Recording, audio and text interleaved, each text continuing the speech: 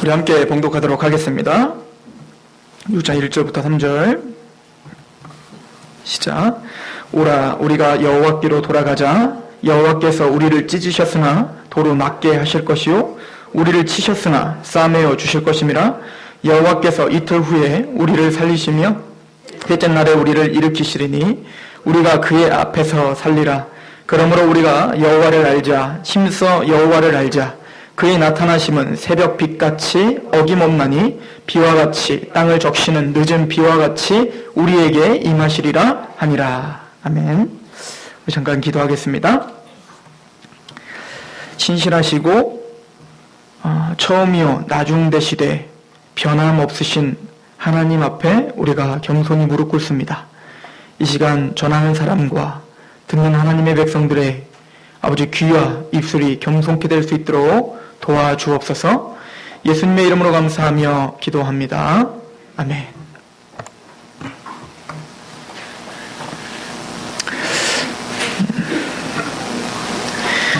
여러분들은 사람들을 어떻게 알아가고 계십니까? 사람을 알 때는 지식적인 알무로는 사실은 그 사람의 본연의 모습을 우리가 볼 수가 없죠. 같이 살아봐야 이 사람이 누군지를 우리는 알 수 있는 거예요. 군대에 가면 전우회라고 하는 것이 있죠. 군인들끼리 그렇게 친하고 그렇게 애틋한 마음이 생기는 것은 특히 이제 전방 부대로 갈수록 더 그게 심해요. 왜냐면 고생을 하니까 서로 고생을 같이 해보면 이 사람의 성품이 어떻고 이 사람의 성격이 어떤지를 우리는 파악을 하게 되고 나중에는 나는 그 사람을 알아 라고 이렇게 이야기할 수 있는 거예요. 우리가 아무리 박근혜 대통령을 안다라고 이야기해도 여기서 박근혜 대통령을 정확하게 아는 사람은 아무도 없는 겁니다. 우리는 그냥 겉에서 보이는 어떤 그의 말투와 그의 어떤 정치적인 노선을 갖고 그를 평가할 뿐이지 그의 인격이 어떻고 그가 진짜 추구하는 게 무엇인지를 우리는 알 길이 없는 거예요. 하나님을 아는 것도 마찬가지입니다. 하나님을 아는 것도 단순히 지식적으로 아는 것이 있고 경험적으로 아는 것이 있는 거예요. 오늘 이스라엘 백성들에게 하나님은 호세아를 통해서 이렇게 이야기를 합니다. 6장 3절에 그러므로 우리가 여호와를 알자. 힘써 여호와를 알자. 그의 나타나심은 새벽 빛같이 어김없나니 비와 같이 땅을 적시는 늦은 비와 같이 우리에게 임하시리라 하니라. 하나님을 알자, 힘써 여호와를 알자라고 이야기를 하고 있습니다. 여기서의 알미라는 것은 단순히 지식적인 알을 말하는 건 아닙니다. 이스라엘 백성들이 지식적인 알미 없었다라고 말할 수는 없어요. 왜냐하면 이미 그 이스라엘의 역사를 끊임없는 교육 속에서 이미 들어왔고 또 율법을 철저하게 연구했던 그 이스라엘 백성들은 하나님을 지식적으로 잘 알고 있었을 것입니다. 그러나 그 하나님의 성품, 그 하나님이 도대체 어떤 분이신지, 그 하나님이 나에게 도대체 무엇을 요구하시는지에 대해서 그 진의를 잘 파악하지 못했던 것 같습니다. 하나님은 그래서 이스라엘 백성들에게 하나님을 더 잘 알려주고자 했어요. 하나님이 누구신지를 더 잘 알려주고자 했어요. 이스라엘 백성들은 하나님을 알고 싶은 마음이 별로 없었습니다. 왜냐하면 지금 하루하루 삶이 더 바빴기 때문이에요. 보이지 않는 하나님을 아는 것보다 그냥 오늘 하루 저 이방민족보다 우리가 어떻게 하면 더 잘 살까를 연구하는 거에 골몰했기 때문에 하나님에 대한 지식, 하나님을 아는 것에 대해서 별로 관심이 없었던 것 같아요. 하나님은 그런 이스라엘 백성들에게 그 하나님 자신을 더 잘 알려주시고자 결정하십니다. 그래서 결정하신 게 뭐냐면 찢으시는 겁니다. 이스라엘을 찢으시는 거예요. 즉 아픔을 주는 거예요. 고통을 주고 고난을 주시는 거였습니다. 그리고 하나님은 오늘 6장 1절에 이렇게 말합니다. 오라 우리가 여호와께로 돌아가자. 여호와께서 우리를 찢으셨으나 도로 낫게 하실 것이요 우리를 치셨으나 싸매어 주실 것이다 라고 말해요. 즉 찢으시는 분도 하나님이시고 그 찢어진 것을 다시 싸매는 분도 하나님이다 라고 이야기를 하고 계시는 거죠. 여러분들 창세부터 계시록까지 여러분들 한번 정말 여러분들의 모든 생각들을 다 내려놓고 한번 읽어보세요. 찢으시고 싸매시는 이 역사가 반복적으로 일어나는 것이 성경의 기록이에요. 이스라엘 백성들은 끊임없이 하나님 앞에 치임을 받습니다. 끊임없는 이방 민족들에 의해서 고통을 당하고 힘든 고난의 길을 걸어요. 그러나 하나님은 그 이스라엘 백성들을 자기의 친자를, 자기의 자녀를 품고 기도하고 그를 사랑하는 것처럼 그렇게 이스라엘을 끝까지 보호하시고 또 구원하시는 어떤 그 역사들을 보여주고 계십니다. 하나님은 그것이 바로 이 세상의 역사다라고 하는 것이고 이게 바로 우리 인생의 역사다라고 하는 거예요. 성경은 세상에게 주는 메시지가 아닙니다. 성경은 예수님 밖에 있는 사람들에게는 1차적인 목적이 있지 않아요. 1차적인 목적은 이 성경은 누가 읽으라고 주신 거냐면 바로 교회가 읽으라고 주신 거예요. 창세기 1장, 창세기가 쓰여진 그 배경이 뭡니까? 누구에게 준 겁니까? 모세를 통해서 이 모세오경이 누구에게 쓰여진 거예요? 홍해를 건넌, 즉 하나님의 구원의 경험이 있는 그 이스라엘 백성들에게 보여주는 거예요. 마찬가지로 예수 그리스도로 말미암아 구원받은 저와 여러분들에게 하나님은 성경을 통해서 하나님이 누구신지를 보여주고 계시는 겁니다. 오늘 호세아서를 비롯해서 모든 선지서에 기록된 내용은 거의 똑같아요. 너희가 범죄함으로 율법을 어김으로 하나님을 떠남으로, 이 얘기는 하나님을 모른다는 거예요. 하나님의 마음을 이해하지 못한다는 거죠. 왜 율법을 줬는지를 모르니까 그 율법을 어기는 거겠죠. 우리 자녀들이 엄마 말씀, 아빠 말씀 듣지 않는 게 뭐예요? 그 진의를 파악하지 못하니까 아니에요? 왜 내가 그렇게 시키는지를 알았다면 그걸 했을 건데 나중에 커봐야, 그리고 애를 낳아봐야 그때서 이해하겠죠. 그때서 후회하겠죠. 그리고 어머니 아버지가 돌아가시면 그때서야 땅을 치겠죠. 아, 내가 그것 좀 해드릴걸. 왜일까요? 우리가 부모님의 마음을 모르기 때문에 뭡니까? 그 부모님의 말씀을 어기는 것처럼 하나님이 우리에게 왜 율법을 요구하고 왜 하나님이 그렇게 살아라고 명령하는지를 그 하나님의 마음과 본성을 모르니까 우리는 하나님의 말씀대로 살지 않고 있는 거예요. 이것이 선지자들이 가슴을 찢으면서 전파했던 메시지였던 거죠. 이사야서도 보십시오. 이사야 42장 23절에 보면 너희 중에 누가 이 일에 귀를 기울이겠느냐, 누가 뒤에 올 일을 삼가 듣겠느냐. 야곱이 탈취를 당하게 하신 자가 누구냐? 이스라엘을 약탈자들에게 넘기신 자가 누구냐? 여호와가 아니시냐? 우리가 그에게 범죄하였도다. 그들이 그의 길로 다니기를 원하지 아니하며 그의 교훈을 순종하지 아니하였도다.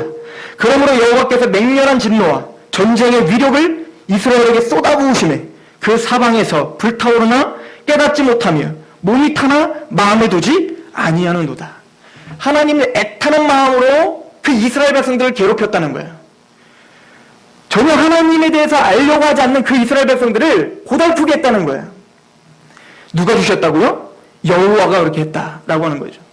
이스라엘 백성들은 이제 바벨론에 의해서, 이제 북이스라엘은 아수르에 의해서 패망하게 될 것이고, 또 이 유다는, 남유다는 바벨론이라고 하는 거대한 제국에 의해서 짓밟힘을 당하게 될 거예요. 엄청난 재앙이 될 것입니다. 이스라엘 백성들에게 있어서 그것만큼 재앙이 있던 때가 없었단 말이에요. 애굽에 끌려가서 노예가 되었지만 그때보다도 훨씬 더 큰 노역과 재앙이 이스라엘에게 닥칠 것입니다. 이사야와 에레미야, 이런 모든 선지자들은, 특히 에레미야는 그래서 에레미야 애가가 있죠. 왜 에레미야가 우는 걸까요? 사랑하는 나의 민족이, 하나님의 택함받은 하나님의 백성들이 그 이방인의 짓밟힐 걸 생각하니까 너무너무 슬펐던 거예요. 그래서 에레미야는 눈물을 흘리면서 제발 너희들 정신 좀 차려라 라고 선포한 것이 에레미야 애가인 거예요. 우리에게 희노애락, 그 있는 모든 삶은 하나님이 주권하에 있다는 것을 믿으시기 바라십니다. 물론 많은 부분 여러분들에게 닥치는 고통, 저에게 닥치는 고통들은 다 우리가 잘못한 거예요. 예를 들어 제가 디스크 때문에 지금 힘들죠? 누가 잘못한 겁니까? 하나님 잘못하신 겁니까? 제가 잘못한 거죠. 제가 뭔가 건강하게 잘못했으니까 이렇게 제가 힘든 걸 자초한 거예요.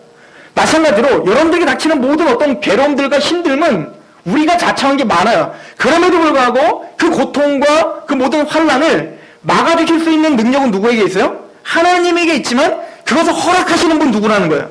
하나님이시라는 거예요. 그러므로 우리에게 있는 좋은 일, 나쁜 일, 그 모든 것들이 다 어떻게 보면 누구의 손아귀에 있다는 거예요? 하나님의 손에 있다는 것을 우리는 믿는 사람들인 거예요. 그렇다면 오늘 우리는 하나님의 진짜 우리에게 요구하시는 게 무엇인지 그것을 깨닫고 하나님 앞에 무릎을 꿇는 것이 우리에게 너무나 중요한 것이죠. 이스라엘 백성들에게 오바댜 선지자는 이방 민족들에 대해서 이렇게 표현하고 있어요. 오바댜 1장 1절에 오바댜의 묵시라 주 여호와께서 에돔에 대하여 이와 같이 말씀하시느니라. 이 에돔이라고 하는 나라는 야곱의 형이죠. 그죠? 에서의 별명이 에돔이에요. 그래서 이 야곱은 장자 축복, 하나님의 축복을 너무나 사모했던 자였고, 이 에돔은 누굽니까? 이 장자 축복을 뭐와 바꾼 자요? 팥죽 한 그릇과 바꾼 자예요. 오늘날로 말하면 뭡니까? 당장 내가 먹고 사는 게 더 중요하지, 하나님의 나라, 하나님의 복음, 십자가, 예수님, 이것과 맞바꾼 자를 가리키는 거예요. 이게 뭐예요? 세상 사람들이죠. 여러분들은 그 팥죽보다도 장자 축복이 더 낫습니다 라고 믿어서 여기 있는 줄 믿습니다. 그런 오바댜, 그런 에돔에게 뭐라고 선포하는지 보십시오. 오바댜의 묵시라 주 여호와께서 에돔에 대하여 이와 같이 말씀하시느니라. 우리가 여호와께로 말미암아 소식을 들었나니 곧 사자가 나라들 가운데 보내심을 받고 이르기를 너희는 일어날지어다. 우리가 일어나서 그와 싸우자 하는 것이니라. 하나님은 그 에돔과 어떻게 하겠다는 거예요? 싸우시겠고 전쟁을 벌이시겠다는 거예요. 근데 재밌는 건 하나님이 아무리 진노를 베풀어도 오늘날 땅을 밟고 있는 우리들은 그게 안 들리거든요. 하나님이 얼마나 화가 났는지, 얼마나 진노하고 있는지 이게 안 보여. 그러니까 세상 사람들은 어떻게 사는 거예요? 하나님이 없다 하고 사는 거예요. 보라, 내가 너를 나라들 가운데 매우 작게 하였으므로 내가 크게 멸시를 받느니라. 3절, 너희의 마음의 교만이 너를 속였도다. 하나님은 정확하게 진단을 하십니다. 그 하나님의 진노의 목소리가 들리지 않는 사람들은 마음의 교만이 있는데 그 마음의 교만이 너희 스스로를 어떻게 하고 있다? 속이고 있는 거다. 그 죄가 하나님의 음성을 듣지 못하도록 막고 있는 거다라고 이야기하고 있는 거예요. 그럼 반대로 야곱은 어떤 사람인 거예요? 그 음성을 들을 수 있는 사람이라는 거예요. 그럼 야곱은 반대로 뭐라는 겁니까? 이 음성을 듣고 돌이켜 예수 그리스도를 잡는 사람들이라는 거죠. 교회를 향한 이 성경에 왜 이방 민족에 대한 심판이 써 있을까요? 그래, 너희는 내가 너희를 얼마나 사랑하는지 내가 증명하마를 보여주는 것도 있지만 우리 구원받은 하나님의 백성들, 특히 여러분들 이스라엘 백성들의 역사를 쫙 보세요. 그 이스라엘 백성들이 홍해를 건너고 하나님의 택함을 받고 그렇게 하나님의 백성, 하나님의 자녀라 칭함을 받고 하나님의 신부라 칭함을 받고 이렇게 살아가는 동안에 얼마나 이방 민족과 동일한 태도로 살아가고 있는지요. 이것을 신약 성경은 뭐라고 하냐면 우리 교회인 저와 여러분이 옛사람, 구습의 옛사람을 쫓고 있고 또 육에 속한 자처럼 살아간다라고 고린도전서에 선포하고 있잖아요. 하나님은 그것이 너무너무 싫다. 그런 삶의 패턴을 난 너무너무 싫어한다라고 하는 것을 이방 민족들을 철저하게 심판하는 걸 보여주므로 우리에게 경고하고 계시는 거죠. 이방 민족들에게는 경고할 필요도 없어요. 이방 민족들은 그렇게 살다가 그냥 심판을 확 해버리면 돼요. 그러나 하나님의 교회에게는 하나님이 선지자를 통해서 묵시를 주시지 않고는 역사를 이루지 않는다라고 말씀하시죠. 이게 누구에게 표현된 거예요? 우리에게 표현된 거예요. 왜요? 우리에게는 경고를 해야 됩니다. 왜일까요? 하나님의 자녀이기 때문에 그래요. 우리는 하나님의 자식이기 때문에 하나님이 마음대로 살게 냅두지 않는 거예요. 옛날에 연애 좀 많이 날려보셨죠? 요즘엔 연날리기 대회 이런 것도 없는 것 같은데 예전에 연날리기를 많이 하잖아요. 대회가 있으니까 막 연날리기 하는데 얼마 전에 호수공원에서 어떤 할아버지 혼자서 연을 막 날리고 계시더라고요. 잘 날리더라고요. 근데 보니까 이 연이 멀리 날아가려면 자꾸 땡겨요. 그죠? 자꾸 땡기는 거예요. 근데 그걸 땡기지 않으면 어떻게 되죠? 연은 떨어지는 겁니다. 곤두박질 치는 거예요. 반드시 어느 때가 되면 땡겨줘야 되는 거예요. 연이 나는 자유롭게 날고 싶어. 난 더 멀리 가고 싶단 말이야. 라고 하는 그 욕심과 욕망으로 그 끈을 끊어버리고 날아간다면 어떻게 될까요? 얼마 못 가서 처음에는 잘 날리는 것 같지만 얼마 못 가서 땅을 곤두박질 칠 거예요. 마찬가지예요. 세상은 그 끈이 끊겨버린 영과 같은 거예요. 하나님은 그들을 잡을 필요가 없어요. 그들에게 경고할 필요가 없습니다. 그러나 저와 여러분들은 다른 거예요. 하나님이 애지중지 만든 그 영, 그 교회는 반드시 하나님 뭔가 끈을 붙잡고 어느 때가 되면 땡기는 거예요. 땡겨질 때 땡겨져야 이것이 교회인 겁니다. 하나님의 백성들은, 그래서 하나님은 우리를 징계하신다라고 표현하고 있습니다. 이사야서 1장 2절을 보시면 하늘이여 들으라, 땅이여 귀를 기울이라, 여호와께서 말씀하시기를 내가 자식을 양육하거늘 그들이 나를 거역하였도다. 이게 우리의 모습이죠. 하나님이 우리를 뭘로 삼으셨어요? 자식을 양육하는 것처럼 우리를 양육하고 계세요. 이게 이스라엘의 모습이었던 거예요. 영접하는 자, 곧 그 이름을 믿는 자에게는 하나님의 자녀가 되는 권세, 이게 권세죠. 그 권세는 어떤 권세도 있냐면 징계받을 권세도 있는 거예요. 믿으십니까? 이것이 없다면 하나님의 사랑받는 자녀가 아닌 거죠. 그런데 이스라엘 보십시오. 하나님이 그런 사랑으로 자녀로 그렇게 생각하고 그렇게 품었는데 소는 그 인자를 알고 나귀는 그 주인의 구유를 알건만은 이스라엘은 알지 못하고 나의 백성은 깨닫지 못하는도다 하셨도다.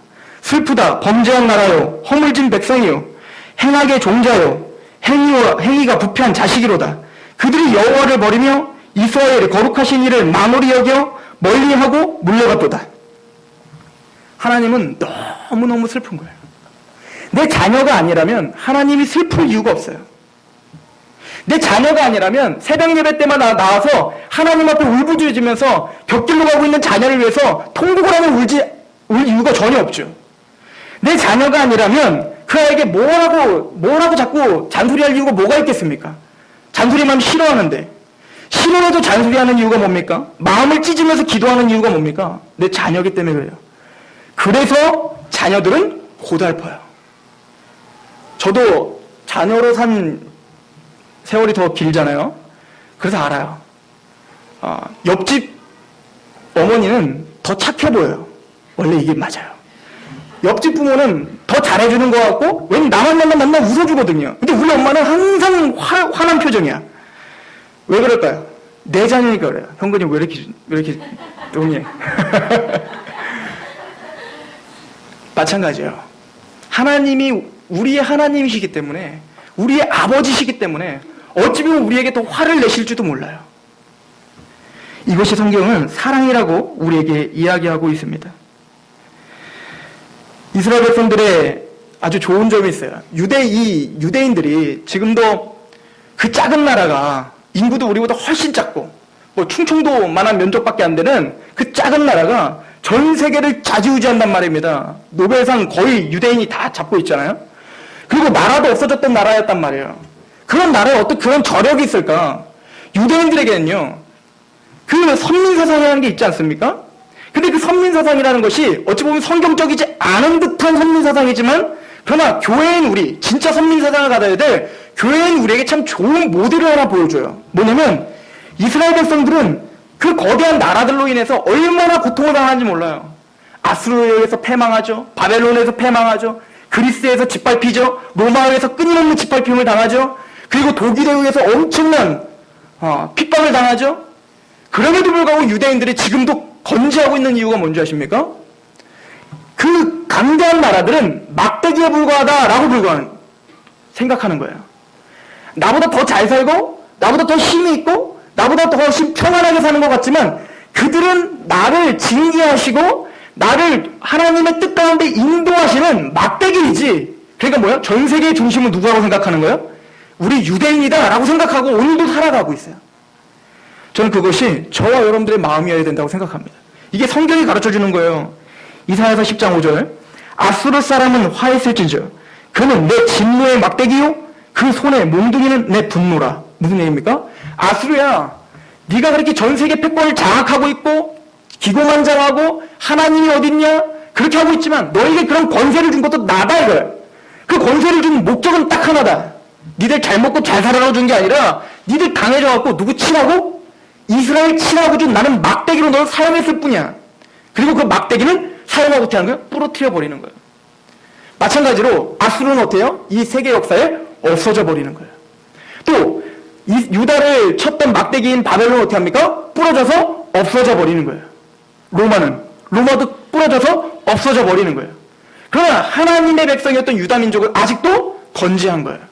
저는 이것이 교회의 모델이라 믿습니다. 여러분들이 세상을 살아가다 보면 얼마나 비교가 됩니까? 그죠?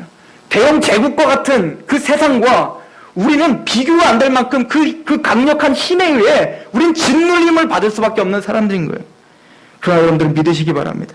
그들은 우리를 다스리시고 우리를 하나님의 뜻 가운데 인도하시는 하나의 막대기에 불과하다. 하나님은 모든 역사를 누구 중심으로 지금 인도하고 있어요? 교회 중심으로 끌고 가고 있는 거예요. 이 세상이 무너지지 않는 이유는 딱 하나입니다. 예수님이 이 땅에 재림하지 않는 이유는 딱 하나야. 뭡니까? 택함받은 백성이 아직 13만 4천이 아직 차지 않았기 때문에 그런 거예요. 하나님의 백성, 총수, 그 하나님의 교회가 완전하게 채워지지 않았기 때문에 하나님은 지금도 다시 강림하시는 것을 늦추고 있는 것뿐입니다. 그래서 하나님의 백성들에게 이렇게 권고하고 있습니다. 히브리서 12장 4절, 너희가 죄와 싸우되 아직 피 흘릴까지는 대항하지 아니하고. 너희가 죄와 싸우되 피 흘릴까지 싸워라. 이것이 하나님이 자녀에게 주는 메시지인 거예요. 또 아들들에게 권하는 것과 같이 너에게 권면하신 말씀도 잊었도다. 일러서되 내 아들아 주의 징계하심을 경히 여기지 말며 그에게 꾸지람을 받을 때에 낙심하지 말라. 주께서 그 사랑하시는 자를 징계하시고 그가 받아들이시는 아들마다 책찍질 하심이라 하였으니 너희가 참으면 징계를 받기 위함이라. 하나님의 아들과 같이 너희를 대우하시나니 어찌 아버지가 징계하지 않는 아들이 있으리요. 징계는 다 받는 것이거늘 너에게 없으면 사생자요 친아들이 아니니라. 또 우리 육신의 아버지가 우리를 징계하여도 공경하였거든 하물며 모든 영의 아버지께 더욱 복종하며 살려하지 않겠느냐. 하나님 우리를 너무나 사랑하셔서 우리를 괴롭게 하실 때가 있습니다. 찢으실 때가 있다는 거예요. 시편 119편 75편 75절, 여호와여 내가 알거니와 주의 심판은 의로우시고 주께서 나를 괴롭게 하심은 성실하심 때문입니다. 하나님의 성실하신 우리를 빚어가시는 성실하신 손길 때문에 때론 우리가 아픈 거예요. 이것이 사랑이라 성경은 이야기하고 있습니다. 그러나 하나님은 찢으셨던 하나님, 둘째 날에 찢으셨다면 셋째 날에 어떻게 하신다는 거예요? 다시 싸매주시는 하나님이에요. 이사야서 41장 8절을 제가 읽어보겠습니다. 그러나 나의 종 너 이스라엘아, 내가 택한 야곱아, 나의 벗 아브라함의 자손아, 내가 땅 끝에서부터 너를 붙들며 땅 모퉁이에서부터 너를 부르고 내게 이르기를 너는 나의 종이라. 내가 너를 택하고 싫어하여 버리지 아니하였다 하였노라. 상처받지 말라는 거예요. 너의 그 고된 삶을 통하여 상처받지 말아라. 나는 너를 버린 것이 아니다. 나는 너에게 더 큰 복을 주기 위한 것이고 너를 지금 인도하는 은혜인 것이다. 10절 우리가 좋아하는 말씀입니다. 두려워하지 말라. 내가 너와 함께 함이라. 놀라지 말라. 나는 내 하나님이 됨이라. 내가 너를 굳세게 하리라. 참으로 너를 도와주리라. 참으로 나의 의로운 손으로 너를 붙들리라. 사실 오늘 이것이 본문 말씀으로 정하려고 하다가 제가 호세아로 돌렸어요. 두려워하지 말라. 내가 너와 함께 함이라. 놀라지 말라. 나는 내 하나님이 됨이라. 때론 하나님 백성들에게 두렵고 놀라는 일들이 있을 수 있다는 거예요.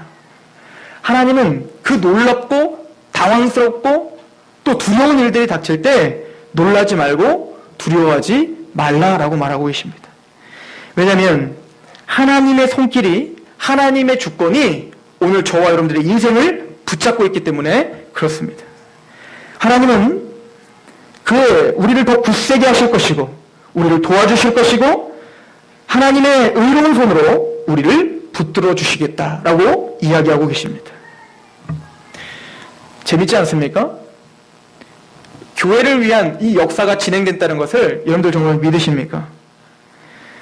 아수르가, 우리가 전 세계 그 대형 제국이라 하면 몇 가지 제국이 있는데 아수르와 바벨론과 페르시아와 그리스, 알렉산더에 의한 그리스와 카이사르를 통한 로마 제국, 이 모든 제국들의 흥망성쇠는 이미 하나님의 계획 속에서 이루어지고 있었죠. 이걸 누구를 통해서 이미 밝혀졌습니까? 바벨론 시대 때 다니엘을 통해서 예언했잖아요. 금과 같은 나라를 은과 같은 나라가 쳐부수고 또 은과 같은 나라를 그보다 못한 동과 같은 나라가 부숴버리고 또 그 동보다 못한 철과 같은 나라가 동나라를 부숴버리고 그리고 뜨인 돌, 즉 사람의 손에 닿지 않는 그 뜨인 돌이 일어나 이제는 그 모든 철과 같은 나라를 다 부셔버리는 역사가 바로 세계 역사다라고 이야기를 하고 있죠. 그 금과 같은 나라는 바로 바벨론을 가리키는 거였죠.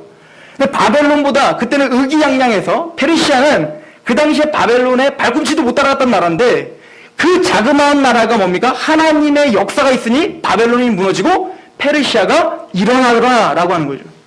페르시아보다 훨씬 못했던 그 헬라가 그리스가 뭡니까? 그 도시국가잖아요. 도시국가밖에 안 되는 그 나라가 뭡니까? 그 대영 제국을 무너뜨려 버리더라.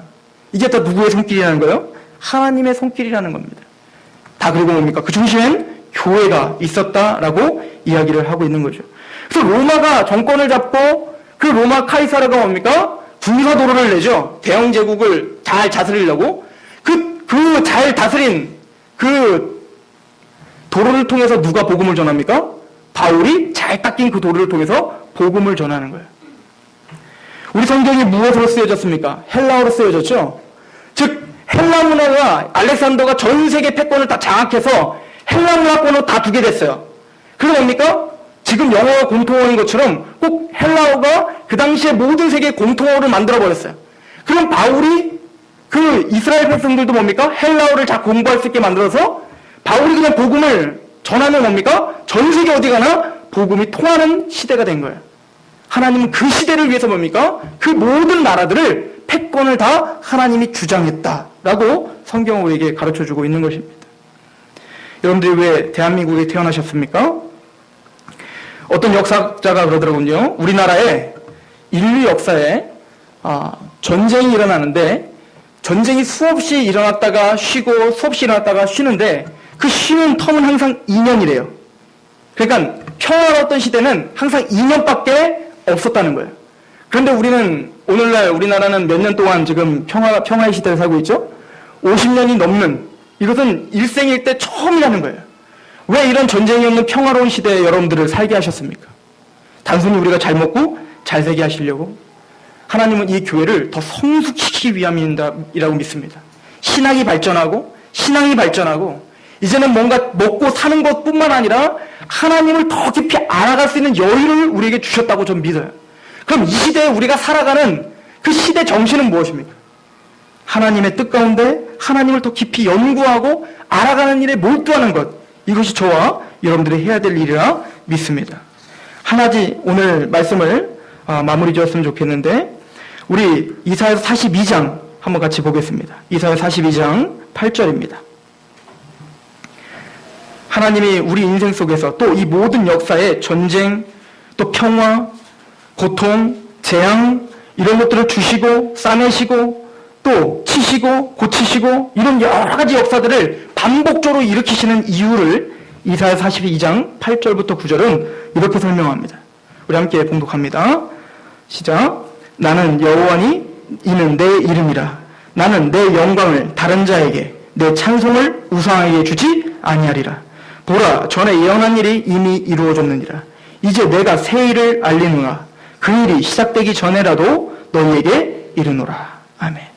하나님은 하나님의 영광을 다른 곳에 뺏기지 않으십니다. 하나님은 여러분들의 인생 속에서 하나님의 영광이 자꾸 우선순위에서 밀릴 때 하나님은 그 상황을 절대 두고만 보진 않으십니다. 다시 하나님의 영광을 우선순위로 올릴 때까지 하나님은 여러분들을 찢으시고 싸매시고 찢으시고 싸매시는 그 일을 반복적으로 하실 것입니다. 여러분들이 하나님의 백성이요 하나님의 자녀면 말입니다. 신명기 8장 2절 내 하나님 여호와께서 이 40년 동안에 내게 광야길을 걷게 하신 것을 기억하라.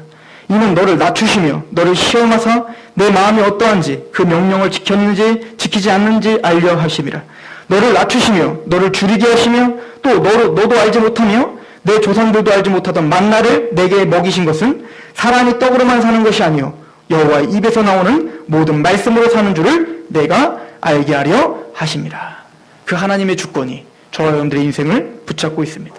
하나님 앞에 내가 먹든지 마시든지 무엇을 하든지 하나님께 영광을 돌리는 것이 무엇인가, 주님 하시는 것이 무엇인가 시험하며 그렇게 승리하시는 한 주간 되시길 소망합니다. 기도하겠습니다. 하나님 아버지, 너무나 감사합니다.